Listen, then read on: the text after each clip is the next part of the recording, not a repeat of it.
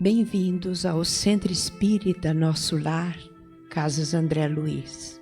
É com imensa alegria, minhas irmãs e irmãos, que nos reunimos para mais um aprendizado do Evangelho de Jesus.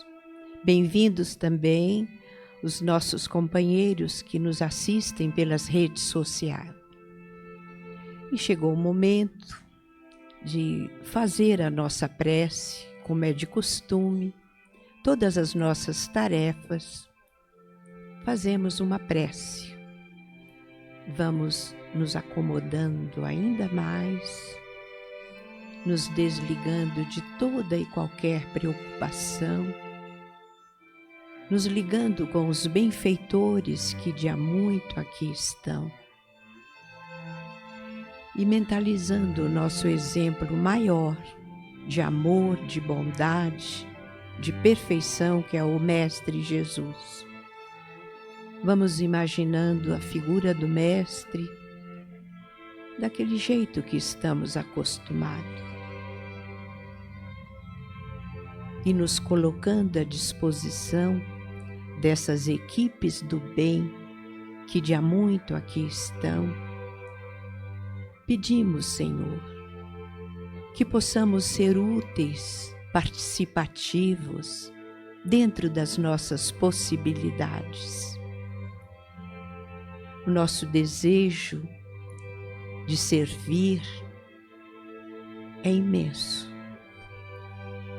E ficamos felizes de existir casas como essa, onde a gente pode se reunir nesse ideal cristão e lembrar as belas parábolas do Mestre Jesus. Só temos que agradecer ao Pai Criador, que sempre nos dá oportunidades, não nos castiga, não pune os seus filhos, mas está sempre oferecendo novas oportunidades e novos aprendizados.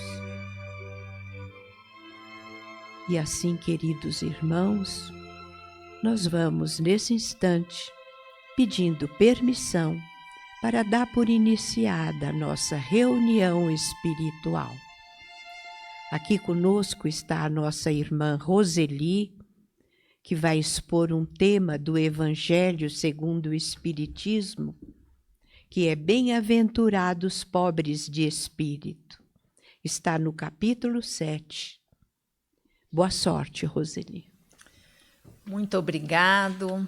Sorte realmente estarmos aqui reunidos hoje, nessa casa bendita, onde nós somos abraçados por toda a equipe espiritual, somos bem recebidos pelos voluntários. E aqui nós vamos nos harmonizando para a gente poder fazer o nosso estudo de hoje.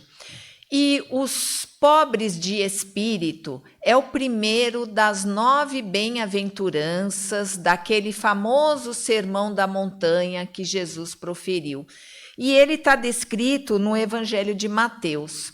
Então, da primeira à 7ª, as bem-aventuranças, elas são como uma cartilha de evolução, onde degrau por degrau nós vamos adquirindo as virtudes, nós vamos praticando tudo o que as bem-aventuranças nos recomendam para nós nos tornarmos espíritos melhores, nos tornarmos evoluídos. Então, a primeira bem-aventurança trata da humildade, os pobres de espírito, e ela culmina com a 7ª, que fala do pacificador. O pacificador é aquele que, em todos os lugares por onde ele passa, ele leva a paz. Mas antes dele se tornar um pacificador, ele se tornou pacífico. Ele levou a paz para dentro dele para depois poder ser esse mensageiro da paz na figura de um pacificador. As duas últimas bem-aventuranças, elas se referem a situações de perseguição. Naquele tempo, nós sabemos que os cristãos, eles eram muito perseguidos, mortos, jogados aos leões, nas arenas. Então, Jesus precisava trazer a eles um entendimento de que, seguindo Jesus, praticando seus ensinamentos, sendo discípulo, sendo apóstolo, eles sofreriam perseguições. E hoje em dia, claro, não acontece da mesma forma, não somos jogados aos leões, não é? Não somos perseguidos e mortos, mas também a gente ainda continua sendo perseguido de uma certa maneira mais sutil, onde nós temos, às vezes, algum familiar, algum colega no nosso ambiente de trabalho que nos critica, por nós aqui estarmos cada vez mais compreendendo que essas bem-aventuranças, elas são o caminho para nós sermos felizes. Fora dessa questão da materialidade, que muito nos envolve aqui, nós entendemos, como espíritas que somos, que a verdadeira vida é a vida espiritual. A nossa essência, ela é espiritual. Nós estamos aqui na matéria de passagem, um momento da nossa existência, para que a gente possa se relacionar com o outro e, junto com esse outro, a gente possa combater aquelas nossas imperfeições, possamos desenvolver também as virtudes. E o que são as virtudes? São essenciais para a nossa evolução, são qualidades morais que refletem o quanto um indivíduo está amadurecendo espiritualmente, o quanto uma pessoa está adquirindo valores morais. Embora esteja aqui reencarnado no planeta Terra, nós temos condições de desenvolvermos os valores morais. É para isso que nós estamos aqui. Então, conquistar virtudes, sem dúvida alguma, nos acelera o processo de evolução. Faz com que a gente cada vez mais, ainda aqui na vida de encarnado, já possa sentir a felicidade possível. É a felicidade do espírito tranquilo, sereno, é a felicidade de nós crermos, sabermos, termos a certeza do amparo espiritual, do amparo de Deus sobre as nossas vidas, é a certeza da resignação sobre o que acontece ao nosso entorno, o que acontece com as pessoas às quais nós amamos. Então, o fato é que quanto mais nós demorarmos para adquirir virtudes, mais distante estará esse processo de evolução, estará essa felicidade que a gente almeja. Porque às vezes a gente pensa assim, não, eu estou aqui nesse mundo, eu estou para aproveitar desse mundo, para ser feliz aqui, para tirar dele tudo o que ele tem a me oferecer. A gente acha que a gente pensa assim, mas nós não pensamos. Por quê? A gente repete, a nossa essência é espiritual. Quando Deus nos criou, colocou na nossa consciência as leis dele, as leis de conduta, que junto com esse evangelho, junto com esse manancial todo, a gente tem recursos, ferramentas para nos referenciarmos e nos tornarmos melhores. Então, embora às vezes a gente ache que a gente está aqui vivendo totalmente a vida material, chegará um momento em que a gente vai sentir falta, em que a gente vai buscar algo mais. Às vezes a idade nos amadurece, mas a gente vê muitos jovens também já trazendo essa reflexão importante da necessidade de você se relacionar com o outro, de você ter humildade para com o outro, para com as divergências que nós temos com o outro. Então, o desenvolvimento dessas virtudes vai fazer com que a gente possa pensar, planejar um futuro melhor como espíritos ainda em processos reencarnatórios, em diversas oportunidades, mas talvez já habitando numa próxima reencarnação um planeta de regeneração, um planeta melhor, porque é para isso que nós evoluímos, para que a gente possa, como espíritos, vivenciar experiências em diversos orbes diferentes de um planeta de provas e expiações, onde a gente ainda, para o nosso aprendizado e pela nossa necessidade, nós ainda estamos cercados de provas, de expiações, de sofrimentos e angústias. Então, quando Jesus diz, bem-aventurados os pobres de espírito, é claro que ele não está se referindo à condição intelectual da pessoa, mas à sua simplicidade de coração. Sabe aquele coração simples, aquele coração meigo, aquele coração não tomado dos sentimentos que nos envolvem, orgulho, egoísmo. Então, ele fala que é para esses que é o reino dos céus, e não para aquele que é orgulhoso, para aquele que se coloca em posição superior ao outro. Nós estamos aqui todos alunos da mesma escola, que é o planeta Terra. Como numa escola existem aqueles que estão mais adiantados, que adquiriram mais sabedoria, porque se esforçaram mais, natural. Existe aquele que está meio paradinho, que está na preguiça, acomodado, não quer mudar muito, não quer fazer muita coisa para a sua melhora. Existe aquele que está atrasado por escolhas, tudo são escolhas, né? A gente evoluir é a escolha, a gente estacionar é a escolha, e a gente também ficar ali atrasados diante de uma maioria também são escolhas. Então, nós estamos aqui, embora em posições evolutivas diferentes, nós somos todos aprendizes. Então, não há por que a gente se orgulhar se achando, eu sou mais sábio, eu entendo mais, eu tenho mais condição intelectual ou até financeira, né, que hoje diz muito a respeito do nosso status para a sociedade ainda muito materialista. Então, para esses, o reino dos céus ele ainda está muito distante, né? Porque são pessoas que chegam até a negar a existência de Deus, a menosprezar, o que também nós não condenamos. O Espiritismo não condena, porque são condições da pessoa ter a sua existência. Então, crer ou não crer que exista um Deus não é questão que vai fazer da pessoa mais virtuosa ou menos virtuosa, e também da religião que ela escolheu, mas sim aquilo que vai no seu interior. Então, a gente menosprezar também Deus também não é uma atitude que possa nos aproximar desse reino dos céus. Então, a gente ainda convive com pessoas muito intolerantes que não aceitam nada que não seja aquilo que venha delas mesmas. Elas acham que todas as suas conquistas são méritos delas, individuais. Então, não entendem, não percebem que sobre este universo e sobre a nossa vida existe um comando maior.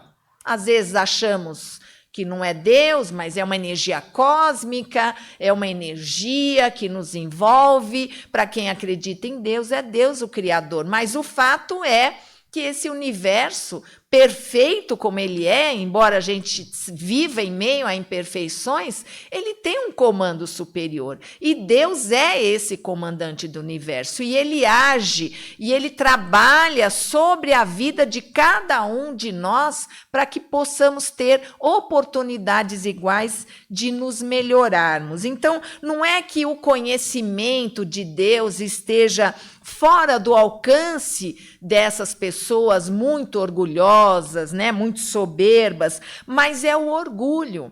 O orgulho embaça a mente, embaça o nosso olhar para que a gente possa realmente ver essas verdades que se apresentam a todo momento para nós, essas mudanças que estão acontecendo no mundo, mudanças climáticas, mudanças políticas, né? Tudo isso tem a intervenção divina.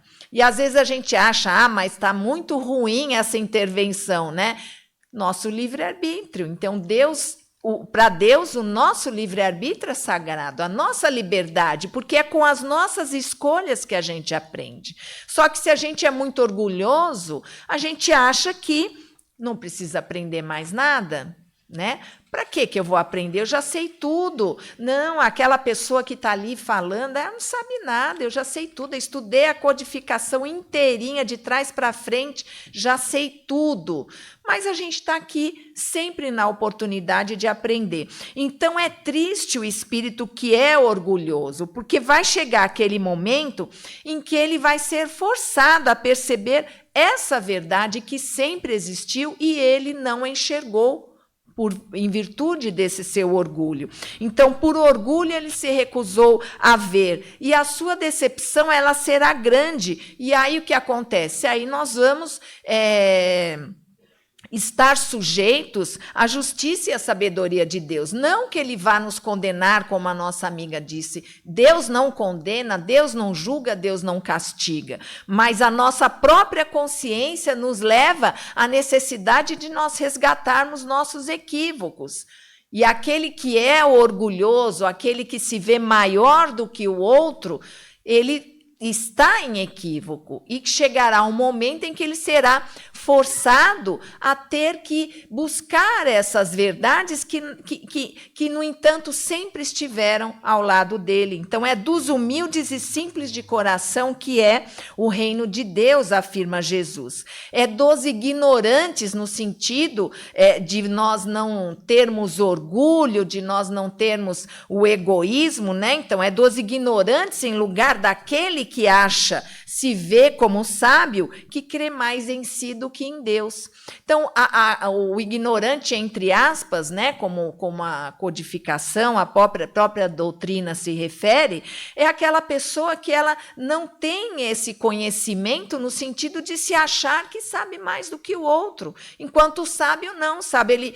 Ele crê primeiro nele, depois ele crê em Deus. E nós sabemos que nós temos, como já falamos, esse comando maior que é o divino. Então, tudo o que está para acontecer, que acontece em nossa existência, tem a intervenção de Deus, embora a gente tenha o nosso livre-arbítrio.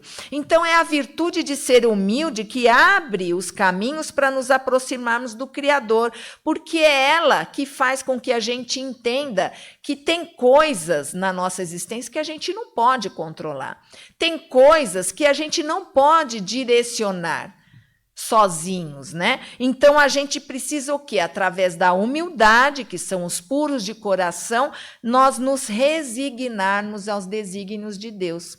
Porque se nós nos revoltarmos a uma situação difícil que enfrentamos, nos revoltarmos a uma perda, seja ela de um ente querido, a uma perda material, nós vamos estar combatendo um sentimento que está em nós. E quando você combate algo, você aumenta o valor disso que você está combatendo. Resignar-se o que é? Você se acomodar? Não.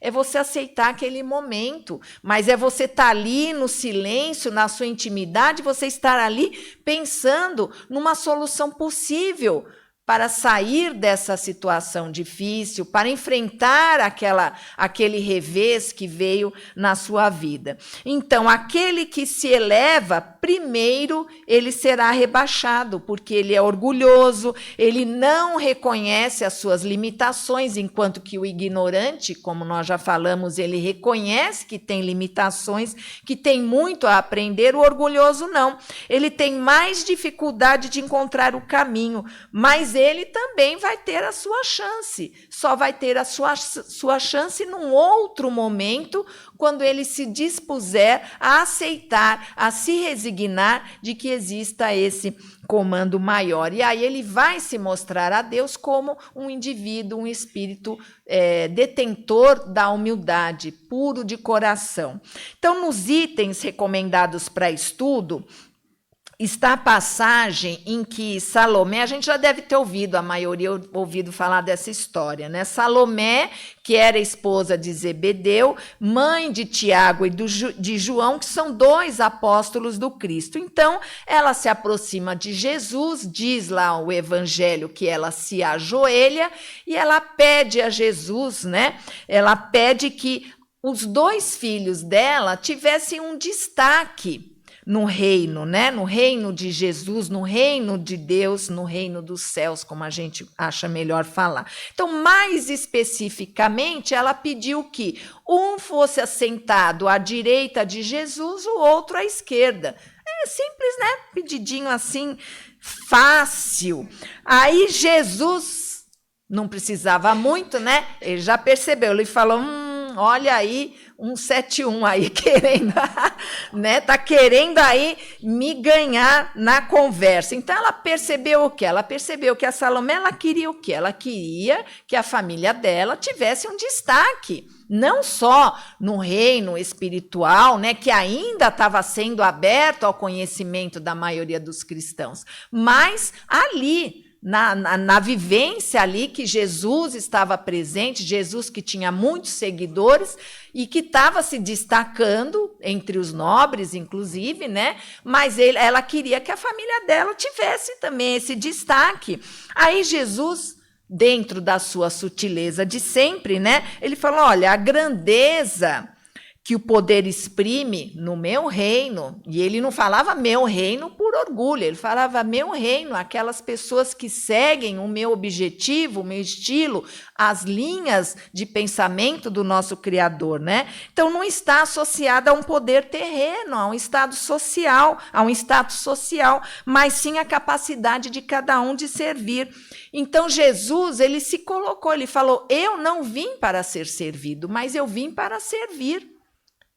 Então, ele estava aqui para servir. E por que que os filhos dela teriam esse destaque, né? Então, para o espírito, nós que somos imortais e a nossa essência não é material, já explicamos aqui, o que é levado em conta é o esforço e o merecimento. Então, não há lugares de honra, gente, nem aqui nem lá na vida espiritual. Então, todo aquele que trabalha e se esforça para ser um bom servidor na prática da caridade, na prática do Evangelho de Jesus, das leis de Deus, esse sim terá o seu momento de elevação ao lado do Pai. Então, vamos trabalhar, vamos servir primeiro para a gente poder angariar, para a gente poder pensar na possibilidade de nós estarmos nos aproximando do Criador e termos um lugar merecido ao lado dele como servidores e trabalhadores na seara.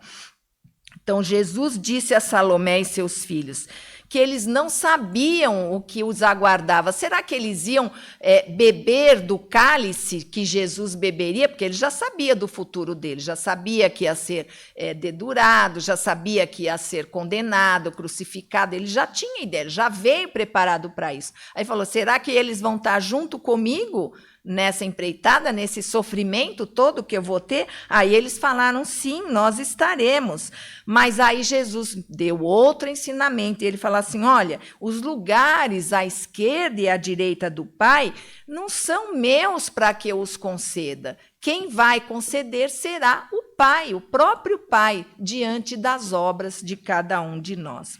Tem um outro exemplo que também eles trazem, na parábola dos primeiros lugares, também muito conhecida, né? Onde a gente fala os últimos serão os primeiros, né? Então, Jesus, num dia de sábado, foi fazer uma refeição na casa de um fariseu. E aí ele tinham vários convidados, né? Fariseu era um nobre da época, tal, então ele tinha convidados também ali de toda aquela gleba de nobres, né? E chegando lá, Jesus observou que os convidados, assim, para o evento, eles já iam pegando seus lugares, né? Já iam escolhendo onde iam sentar, e claro que por status social, sentar-se mais próximo daquele que seria o anfitrião, era muito melhor, né? Então, ele falou assim, olha, quem se exalta será humilhado, e quem humilha será exaltado. Então, o que ele quis dizer, né? Mais uma demonstração ali naquele evento, né? Pelo reconhecimento do status social, né? Então, faz com que a gente, num evento, escolha os melhores, os primeiros lugares. E qual que é a atitude daquele que é um puro de coração, daquele que tem a humildade, daquele que não se vê podendo mesmo ser um nobre, podendo mesmo ser um aliado do anfitrião, ele é um puro de coração. Então, o que ele faz? Ou o anfitrião me leva aonde ele acha que eu devo sentar, ou eu espero que todos se sentem para eu me sentar à mesa no último lugar que sobrar. Então, Jesus fala assim, que não cabe a nós nos colocarmos em posição superior, né? A gente está aqui todo mundo no mesmo nível, a gente falou também. Então, cada um tem o seu merecimento, conforme aquilo que faz, conforme o que ele servir ao próximo, conforme a sua prática de caridade. E ali ele pode até ser chamado para se sentar num lugar mais à frente, né? Então, o que se senta por último, ele transmite a intenção de servir, estar à disposição dos demais, parecendo ser o menor. Muitos vão falar, nossa, coitadinho, ele está ali, não sabe nem onde vai sentar, né? Tadinho dele. Mas não, esse parece ser o menor, mas não é, ele é o maior, porque ele tem essa humildade, e são qualidades que verdadeiramente importam para nós espíritos. Então, relativo também ao significado de bem-aventurados os pobres de espírito, o capítulo também trata de um tema sobre os mistérios ocultos, falando também da questão da humildade, da simplicidade de um coração aberto às revelações divinas. Então, aqui a gente pode até fazer um link com aquela passagem também de Jesus, que ele fala, deixai vir a mim os pequeninos, porque deles é o reino dos céus. Se você se igualar a esta criança, você vai ter um lugar no reino dos céus. O que significa isso? A criança, quando ela nasce, embora ela seja um espírito já vindo de diversas, inúmeras existências, com muita experiência, virtudes desenvolvidas e imperfeições, né? Ela tem a mente limpa. Ela é uma esponjinha. Tudo que você apresenta para a criança, ela absorve. Então, a criança, ela tem essa mente preparada para receber as coisas. Então, quando Jesus fala, se iguale, se você se igualar a essa criança, você também terá seu lugar no reino dos céus. Quer dizer, se a gente tirar da gente todas as nossas imperfeições, todas as nossas crenças, os dogmas com os quais nós fomos criados, desde a nossa infância, de existências passadas, as várias doutrinas religiosas, sempre lembrando que a intenção não é menosprezar, mas é trazer o entendimento de que o Espiritismo, ele nos abre a mente para que a gente possa entender e compreender, praticar, inclusive, qualquer religião. Tanto que o Espiritismo não é comparado a uma religião. Existe a questão moral, que traz um conteúdo religioso, mas o Espiritismo, ele é muito maior, ele é um estudo, ele é uma filosofia, é um aprofundamento do ser nas suas diversas existências, né? Então, é isso que ele fala. Para aquela criança, vai ser revelado muita coisa. Agora, e ela não vai combater, ela vai o quê? Ela vai absorver, né? Então, quando a gente já tem aquela mente impregnada daquilo que nós acreditamos que seja a realidade, que seja a verdade, a gente está ali com a mente tomada pelo orgulho, né? Então, isso é um obstáculo à compreensão das coisas divinas, porque é uma mente que se fecha às novas verdades e percepções. E a gente, a qualquer tempo, pode fazer essa higienização mental e deixar entrar coisas novas, ideias novas, boas, é claro, que vão nos ajudar a gente abrir a nossa mente, o nosso horizonte, mudar as nossas condutas e atitudes, quebrar essas crenças, esses dogmas que a gente traz dentro da gente. Então, por isso que ser pobre de espírito é ser humilde, pois ela é a chave para que possamos entender os ensinamentos de Jesus. Sendo humildes, reconhecemos a nossa ignorância e não sabermos tudo, principalmente daquilo que nossos olhos e mente desconhecem, o mundo invisível e as verdades divinas. Então, a gente, com a mente que a gente tem impregnada na vida material, a gente não percebe, não aceita que a vida espiritual existe, que está correndo naturalmente junto com a gente na nossa existência aqui, na vida corpórea. Então, a humildade é um dom sutil, um brilho sereno, um leve perfil. Não grita alto, não busca o troféu, é o vento suave, é o canto fiel. Caminha sem graça, passos no chão, o coração aberto, estendida a mão. Ela não ostenta, não se vangloria, vive na verdade a pura harmonia. Aceita o outro sem distinção, vê no simples a maior lição. Sabe que o mundo é vasto e complexo e que seu orgulho traz só o reflexo. Humildade é força que não se exibe. É um rio calmo, firme e impassível. É amar sem precisar ser visto. É doar-se inteiro, como ensinou o Cristo. Que em nós ela cresça, enraize e floresça. Que em cada gesto sua luz permaneça. Pois na humildade há uma verdade, a que conduz à real liberdade. Muito obrigada. Chegou o momento da gente participar, né? Com uma colocação ou uma dúvida. Por favor, só levantar a mão e os senhores terão o microfone. Aproveitar que o tema está bem preparado, né? Vamos tirar com pequena dúvida.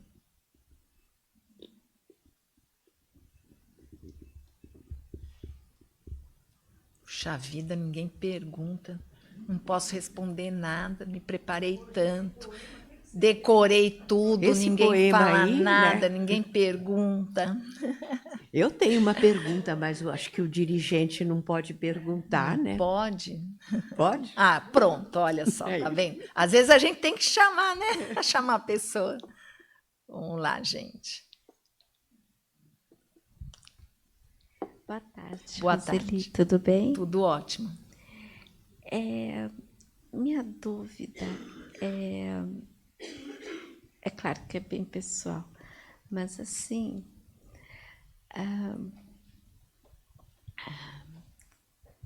quando uma pessoa tem uma certa deficiência neurológica e ela se perde na criação dela, e a criação é, como eu vou dizer, um exemplo, o pai humilde e a mãe orgulhosa. E a pessoa se perde, né? Não sabe qual seguir. Mas assim, os valores estão ali, né? Os valores estão lá e a pessoa se perde, e nisso faz perder os filhos, entendeu? Os descendentes, né? Qual que seria, assim, eu sei que não existe como fala, um caderno de regra, né? Essa é a solução, né? Não existe receitinha, né? Mas como que fica essa bagunça? Vamos lá, se eu entendi. Viver em família não é fácil, né?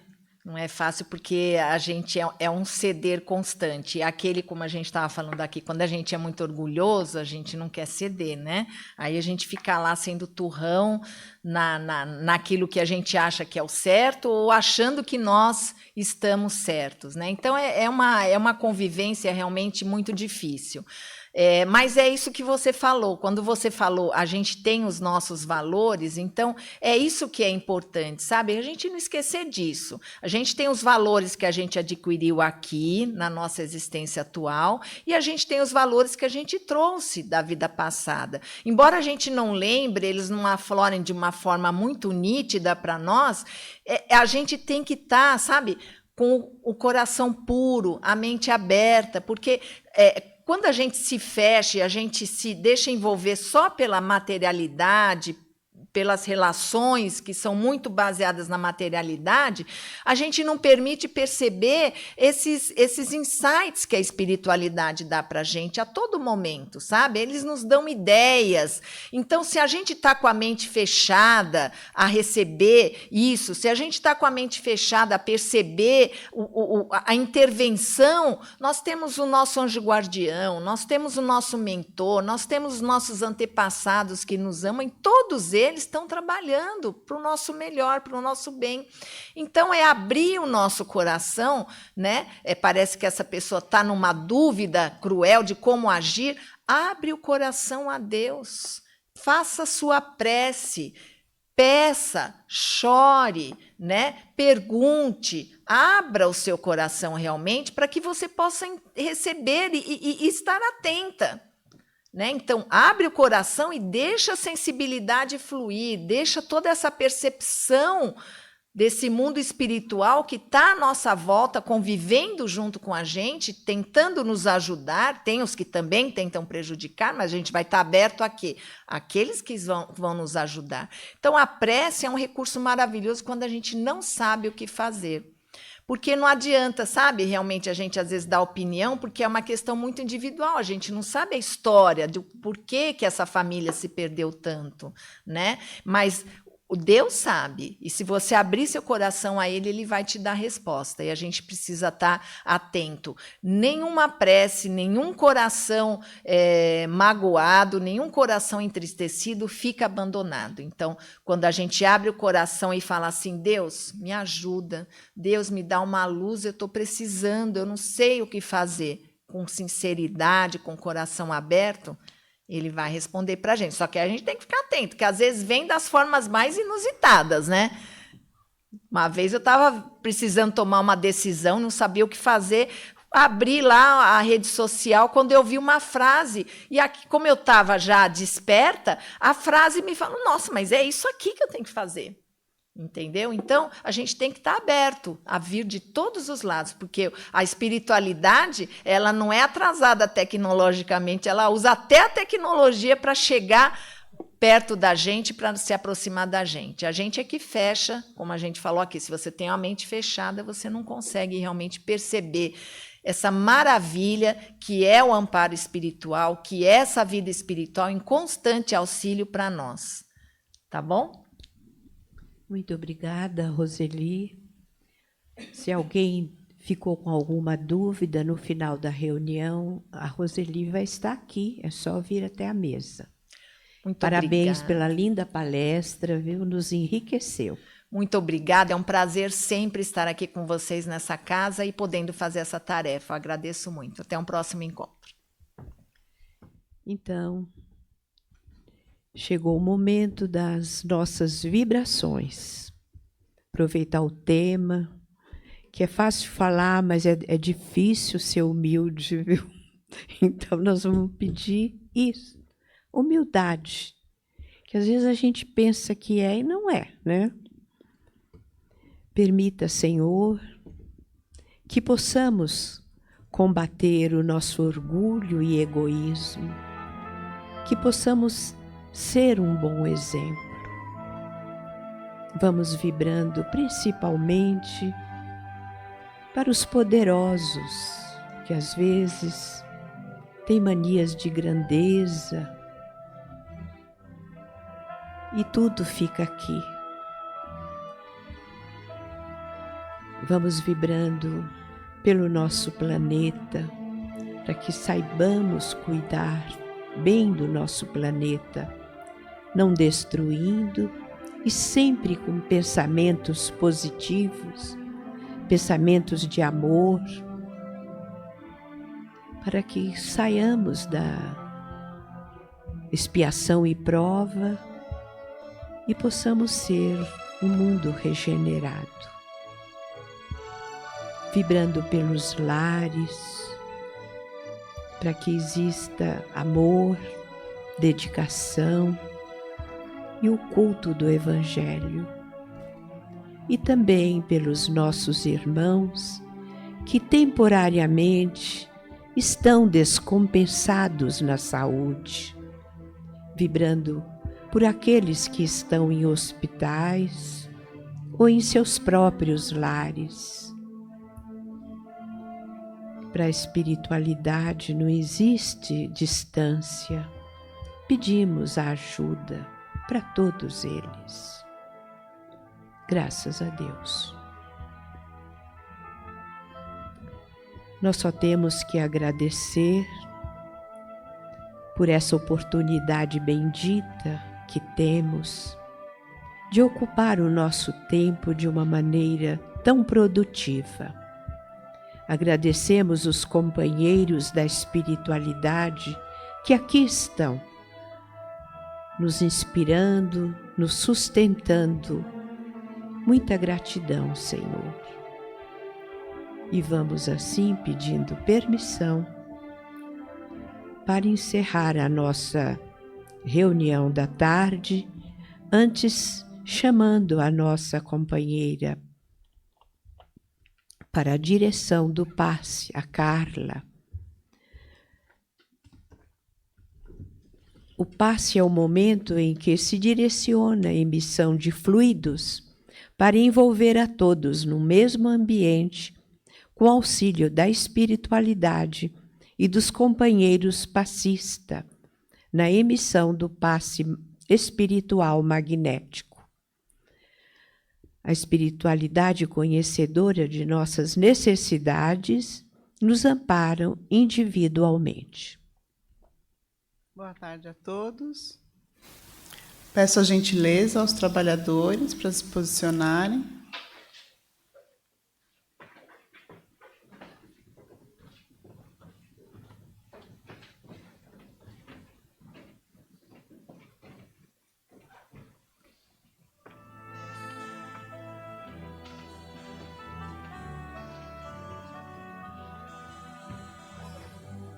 Realizaremos o passe coletivo e, na sequência, o passe à distância.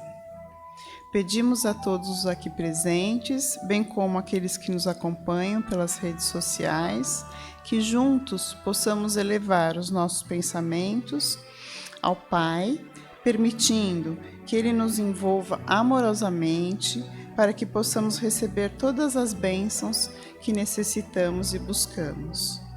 Que o nosso Mestre Jesus se faça presente, que venha nos trazer saúde, equilíbrio, paz, fortalecimento da fé e da coragem e muita luz.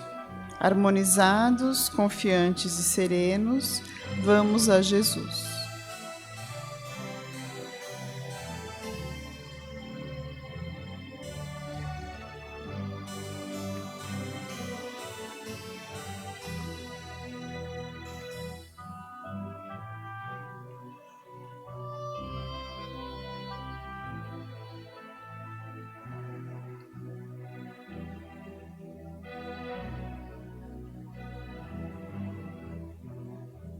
Graças a Deus. Passe à distância. Roguemos. Quem quiser mentalizar e pedir por mais de um assistido, pensar alternadamente nos entes queridos que vai representar. Vibre intensamente bem-estar, saúde, equilíbrio, alegria, e que as nossas vibrações de amor possam encontrá-los aonde estiverem e se multipliquem em luzes de auxílio. Vamos a Jesus.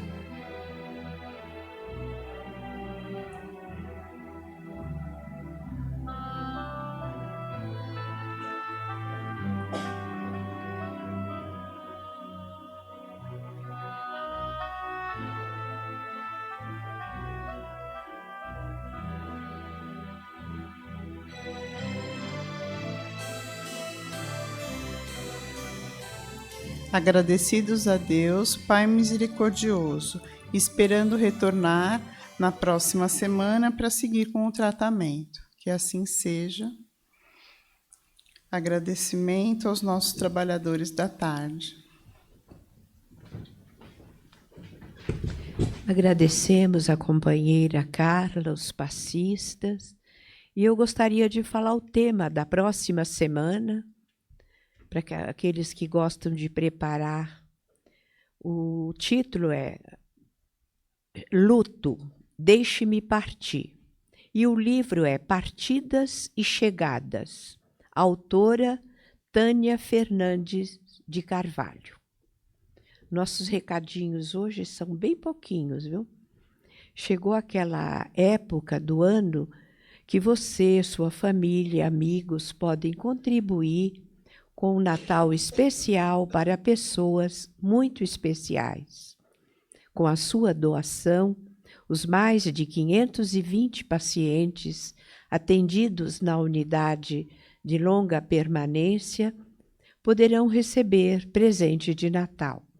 Para ajudar, basta retirar o cartão com os itens e informações da sacolinha de Natal ou realizar uma doação com qualquer valor, via Pix ou depósito bancário. Para saber mais como fazer, procure um de nossos colaboradores ou mediante os cartazes espalhados no centro. Agradecemos a todos pela colaboração e participação de sempre. Agradecemos aos companheiros que aqui estão e também àqueles que nos assistem pela rede social. Uma boa semana e que possamos estar juntos na próxima quarta-feira. Que Jesus abençoe a todos. Acho que eu não esqueci nada.